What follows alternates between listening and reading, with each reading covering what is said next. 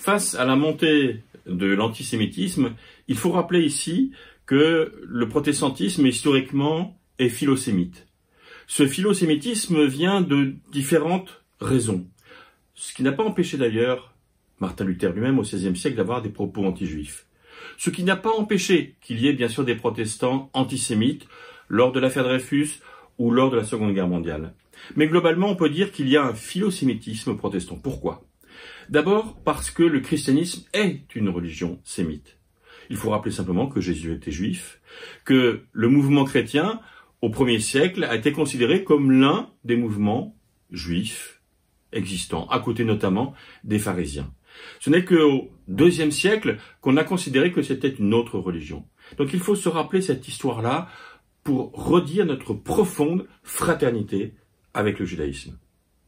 La seconde raison de ce philosémitisme protestant, c'est le fait qu'en France, notamment, mais pas que en France, nous avons partagé une histoire d'être des minorités persécutées. Ça nous a donné une sensibilité à toutes les questions sur les injustices et toutes les discriminations.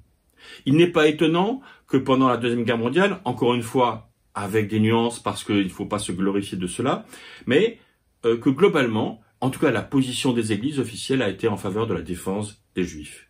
Qu'il y a eu pendant la Seconde Guerre mondiale, des lieux comme le Chambon-sur-Lignon en Haute-Loire, où le village autour de la paroisse d'ailleurs s'est organisé pour défendre des Juifs. Être une minorité nous rend compréhensifs par rapport aux autres minorités. Mais il y a une troisième raison, peut-être plus théologique encore.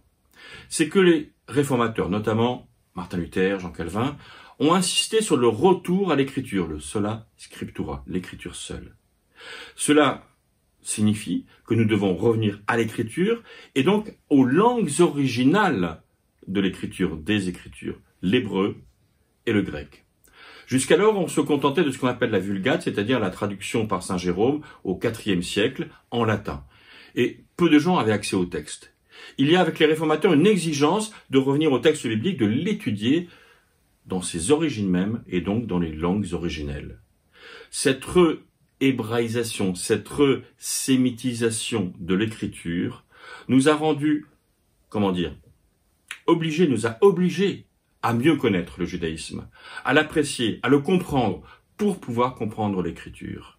Donc le protestantisme, par son essence, par son histoire, par ses origines, est profondément philo-sémite, aime le peuple juif. Vous pouvez retrouver toutes ces informations sur réforme.net.